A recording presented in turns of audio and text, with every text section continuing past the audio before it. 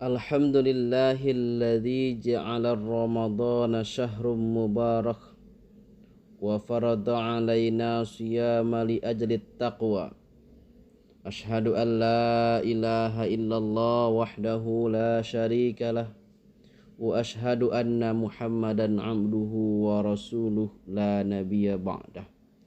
Allahumma salli ala sayyidina Muhammad wa ala ali sayyidina Muhammad. Hadirin rahimakumullah. Ramadan merupakan bulan yang diberkahi oleh Allah, bulan yang suci, bulan yang diistimewakan, dan bulan yang spesial bagi umat Islam. Keistimewaan di bulan suci Ramadan adalah pada permulaannya dipenuhi dengan rahmat, pada pertengahannya syarat dengan maghfirah, ampunan dari Allah, dan di akhirnya adalah dibebaskan dari api neraka. Maka ketika kita semua berpuasa sebulan penuh tanpa ada celah yang kosong, maka disitulah kita telah merasakan kasih sayang Allah, ampunan dari Allah, dan dihadiahkan surga ketika di hari akhir nanti.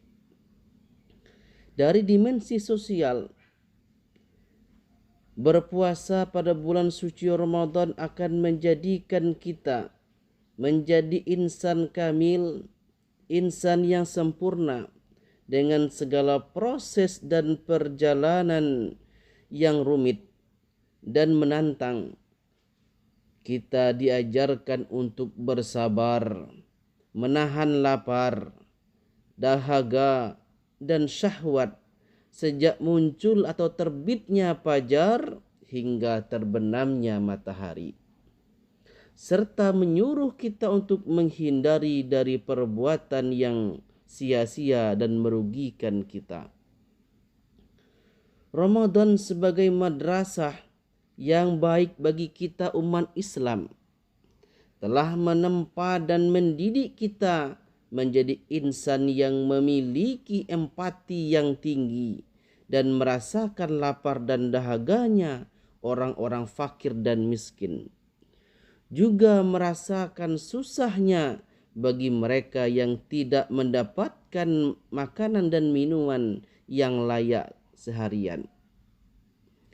Ramadan juga mengajarkan sabar dan syukur, karena orang yang berpuasa dituntut untuk sabar dalam meninggalkan seluruh perkara yang dapat membatalkan puasa dan membatalkan pahala puasa. Ia juga semestinya bersyukur karena masih diberi kesempatan untuk bertemu kembali dengan bulan Ramadan dan melaksanakan berbagai rangkaian ibadah-ibadah dalamnya. Hadirin rahimakumullah. Sungguh bergembiralah bagi kita umat Islam yang mendapati Ramadan, yang bertemu dengan bulan Ramadan, lalu dosa-dosa kita diampuni oleh Allah Subhanahu wa ta'ala. Dan sungguh merugilah bagi kita yang mendapati, yang berjumpa, yang bertemu dengan bulan Ramadan, namun dosa kita tidak diampuni oleh Allah Subhanahu wa ta'ala. Hal ini digambarkan oleh Rasulullah sallallahu alaihi wasallam dalam sabdanya yang diriwayatkan oleh Imam At-Tabrani, "Bu'da liman adraka Ramadan lam yughfar lahu fih." Sungguh merugi orang yang mendapati Ramadan tapi tidak diampuni dosanya. Hadis riwayat Imam At-Tabrani. Orang yang bergembira bertemu bulan suci Ramadan adalah orang-orang yang senantiasa menaati perintah-perintah Allah, yakni selalu berpuasa di siang harinya, meninggalkan maksiat besar maupun yang kecil, memperbanyak ibadah di malam hari dengan solat tarawih, solat hajat, solat tahajud, dan witir, serta memperbanyak membaca Al-Quran dan sholawat kepada Nabi besar kita Muhammad sallallahu alaihi wasallam. Sedangkan orang yang merugi adalah orang-orang yang menyia-nyiakan bulan suci Ramadan ini, menumpuk dosa dengan meninggalkan puasa di siang harinya, melakukan maksiat, mengerjakan perbuatan yang sia-sia, dan menjalankan aktivitas Ramadan sama dengan bulan-bulan yang lainnya. Maka dari itu, ma'asyiral muslimin, marilah kita manfaatkan waktu di bulan Ramadan ini dengan sebaik-baiknya, terutama di waktu akhir-akhir seperti ini. Mari kita isi dengan berbagai ibadah dan amal soleh, karena sesungguhnya bisa jadi ini merupakan Ramadan yang terakhir bagi kita semua. Kita tidak ada yang tahu kapan manusia akan hidup dan bertemu Ramadan.